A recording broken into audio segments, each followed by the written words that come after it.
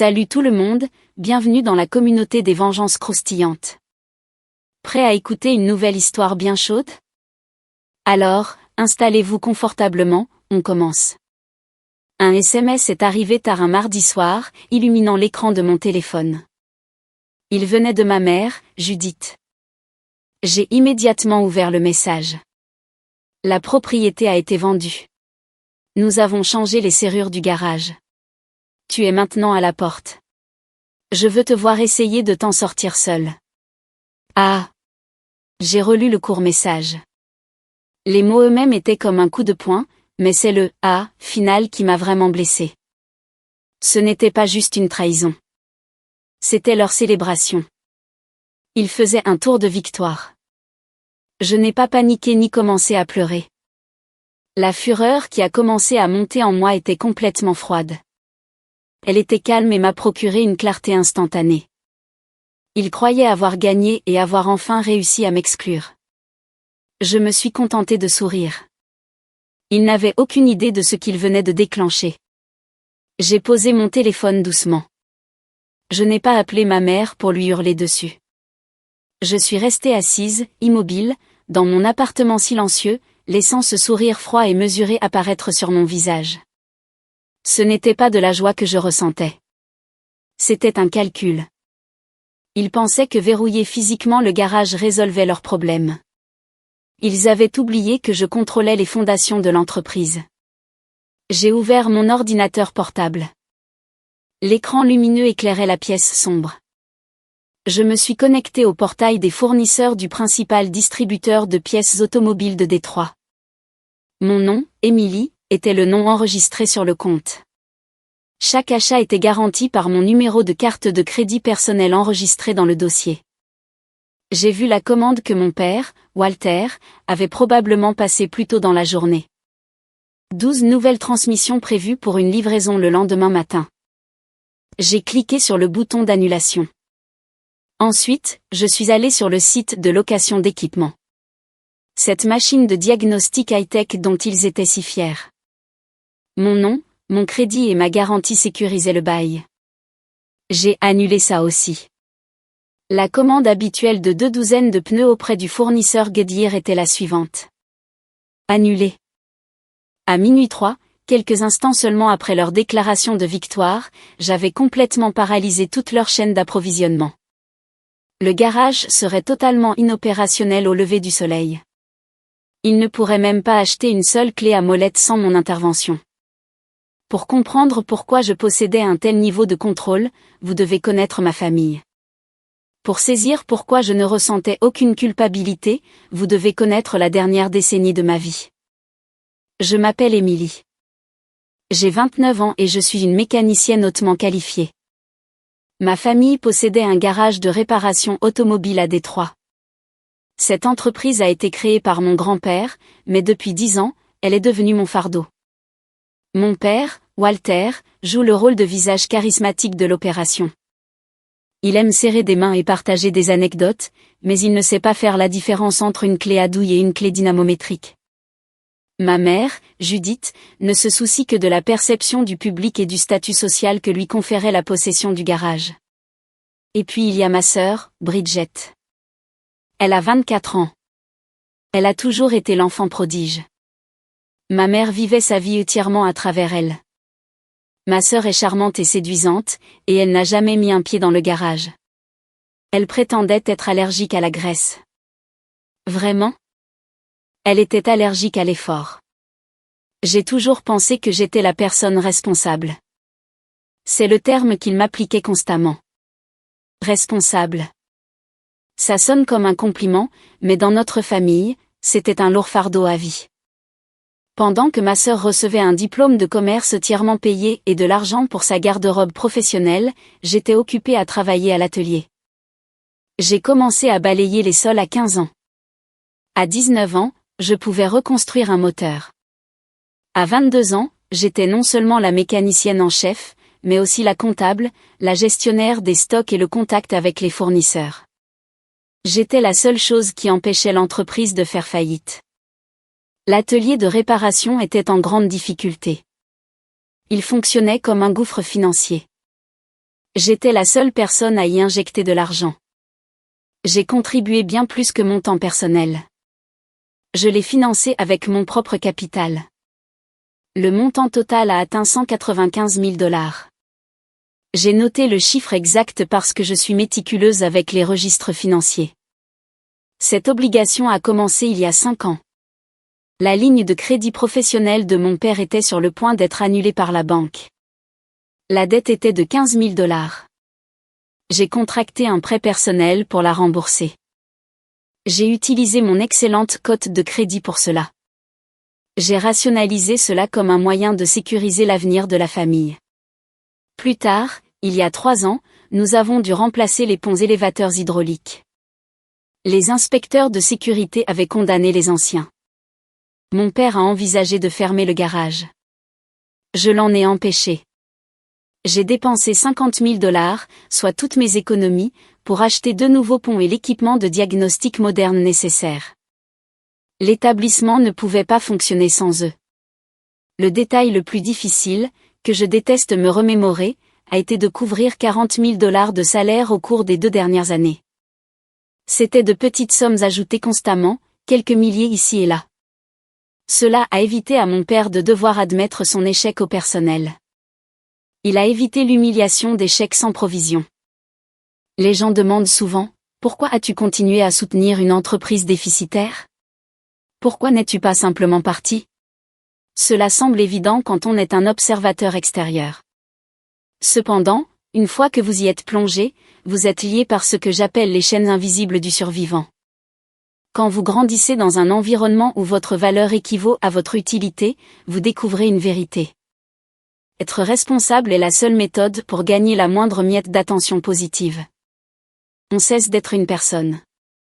On fonctionne comme un pilier de soutien. On a une peur bleue de s'arrêter. On craint que si l'on arrête de tout soutenir, toute la structure s'effondre. On suppose que ce sera entièrement de notre faute. C'est une forme d'impuissance acquise. Il n'y a pas de barreau physique, mais c'est une prison. On s'habitue tellement à la dynamique qu'on ne trouve plus la sortie. On continue de porter le fardeau en s'accrochant à l'espoir que notre grand sacrifice sera enfin apprécié. On croit profondément que si notre performance est assez bonne, si l'on est assez fort ou simplement assez utile, ils finiront par nous remarquer. Mais la reconnaissance ne vient jamais. C'est parce qu'ils sont piégés dans leur propre habitude, la banalisation de la cruauté. Ils ne considéraient pas leurs actions envers moi comme cruelles. Ils suivaient simplement les rôles que nous avions tous tacitement acceptés. Mon père, Walter, était le chef. Ma mère, Judith, gérait les apparences.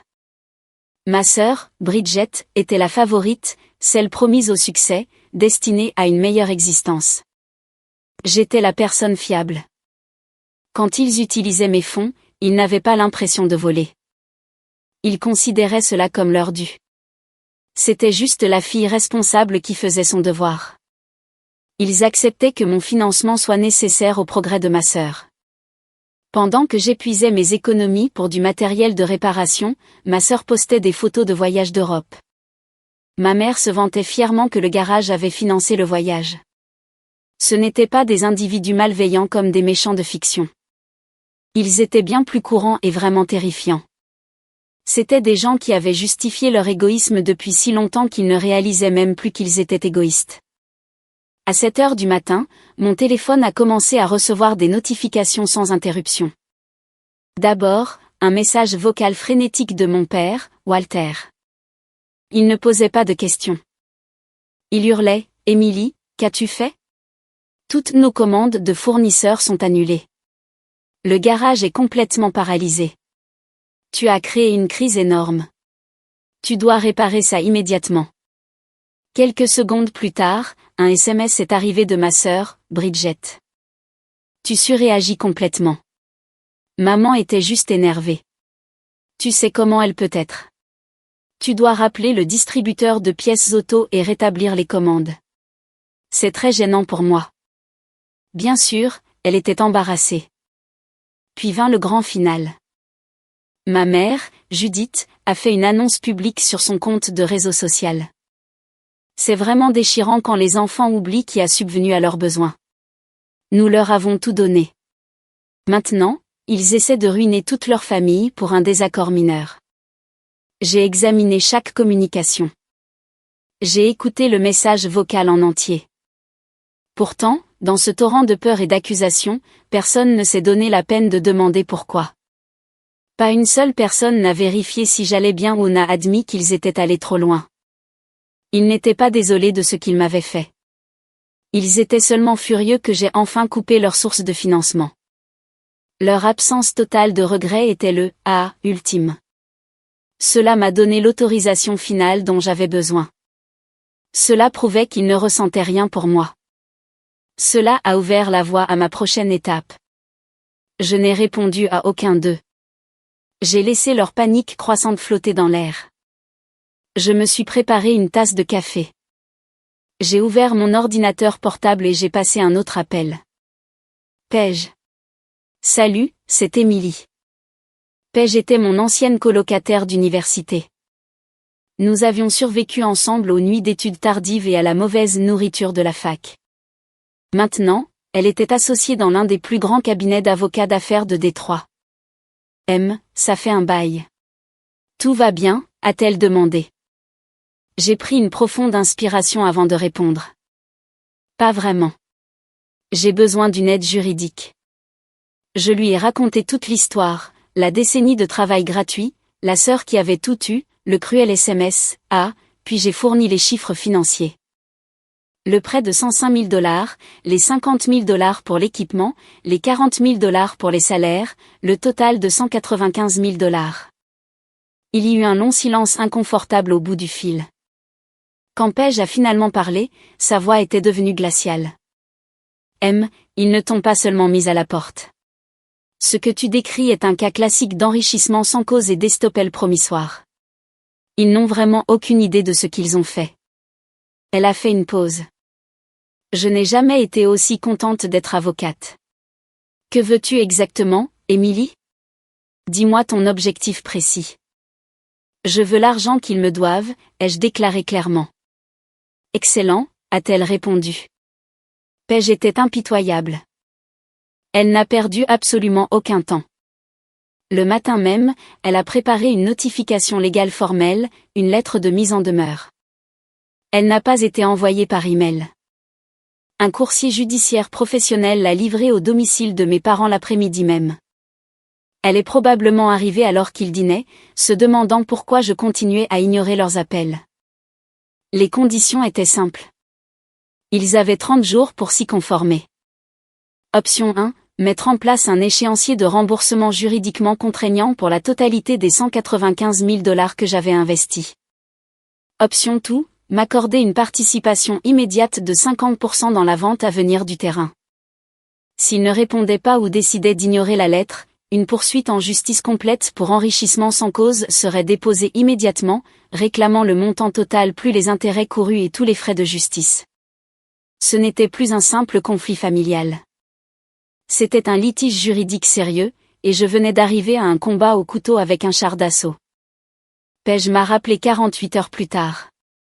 Je m'attendais à une réponse à la mise en demeure, peut-être une réaction furieuse de mon père.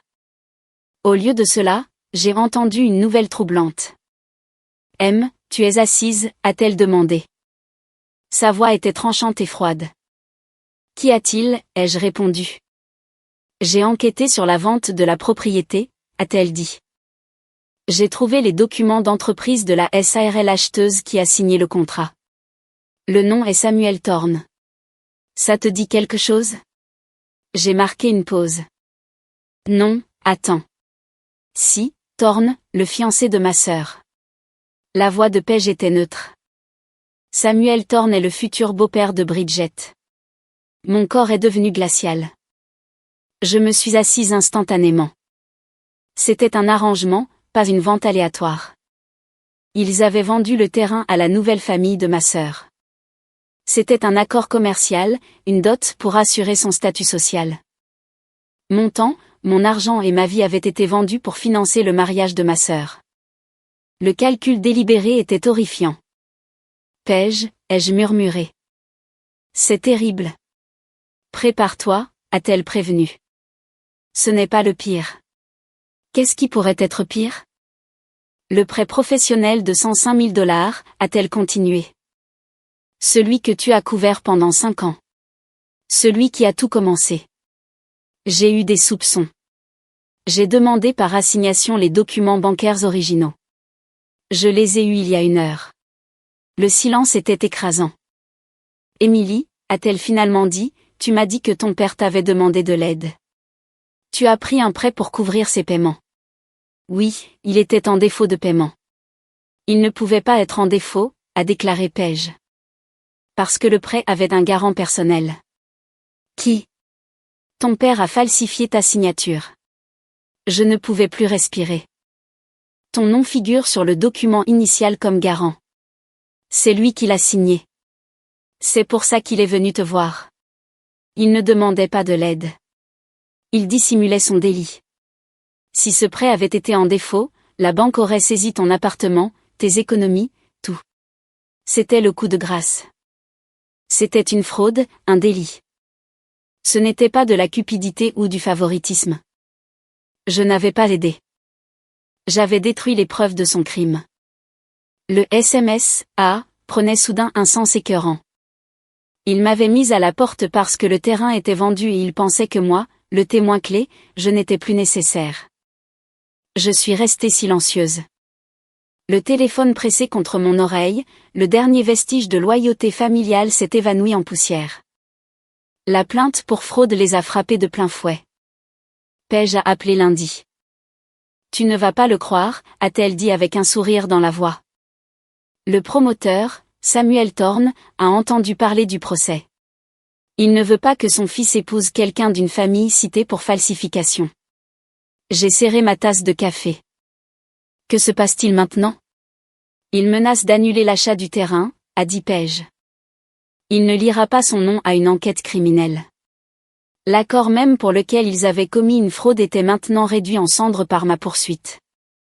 La panique a commencé.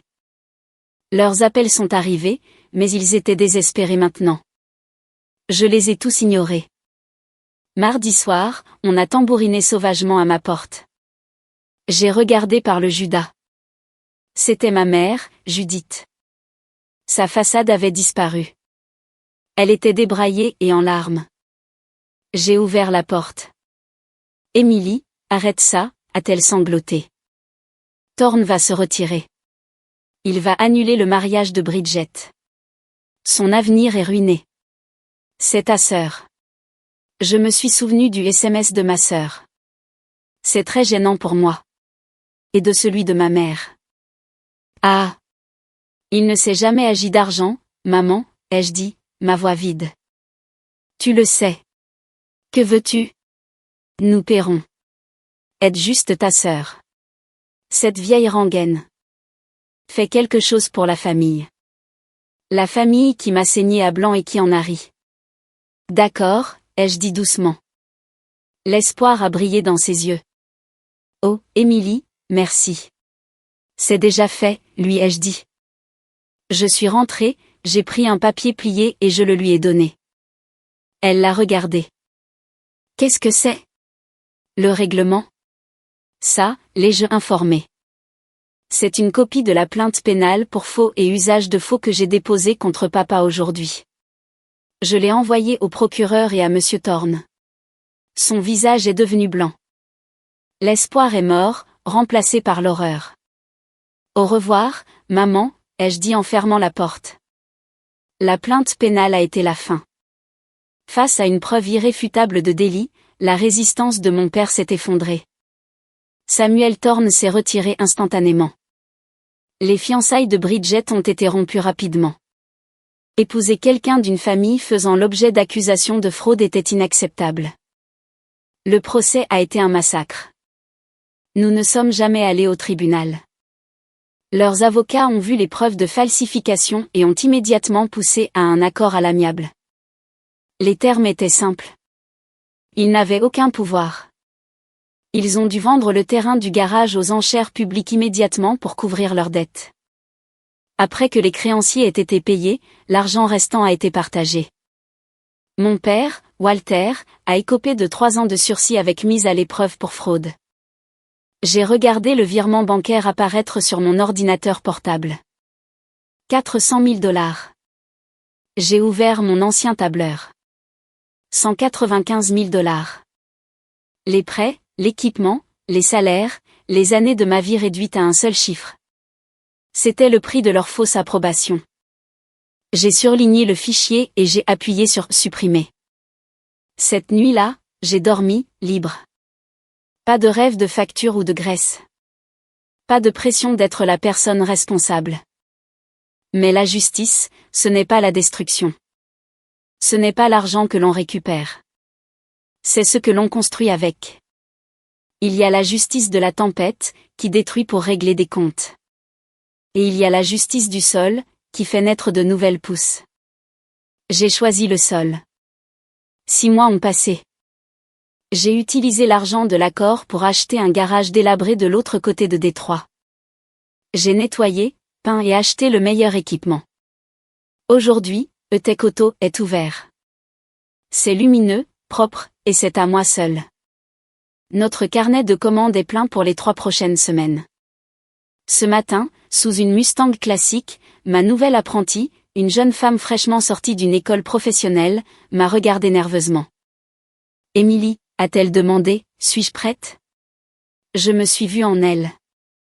J'ai essuyé mes mains, j'ai pris une clé dynamométrique propre et je l'ai placée dans sa paume. « Tu es prête ?» ai-je dit. « Laisse-moi te montrer. Je suis libre. Je ne suis pas une fille ou juste une mécanicienne. Je suis une bâtisseuse, et ceci est mon héritage. Avez-vous déjà dû vous choisir au détriment de votre famille? Avez-vous dû tout détruire pour construire quelque chose de nouveau? Racontez-moi votre histoire dans les commentaires.